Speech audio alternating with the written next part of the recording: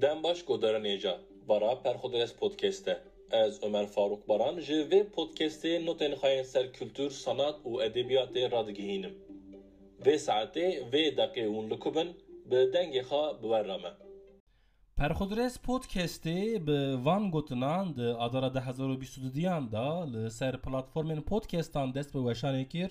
و ده دمک کندا ده ناو خاندکار روزنامه‌گر ادبیات حز سینفیل و مراقلی موزیک ده دنگ دا و خلاصستاند.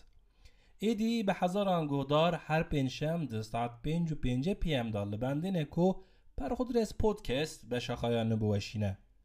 و پودکستی ستونین خواه لسر زمینه بلوگا پرخودرس دانینه کو و ده سال 2015 دا برو پروری به شب خودرسته دست به باشانه گیره بو.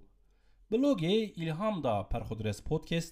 پودکستی جی ده یک سالی خدا جسارت دا کو او به بلوگ مالپره که وشانه خواه فره بگه. به نوتین سر کلتور، سنات و ادبیات پرخودرس پودکست به حز و هیجانه که نو لسر مالپره خواه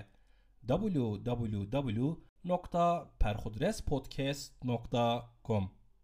پرخودرس پودکست هر پنجشنبه ده ساعت 5:05 PM دا به بشک نو بور رایه وگاوه به و مزگینیه بخاطره و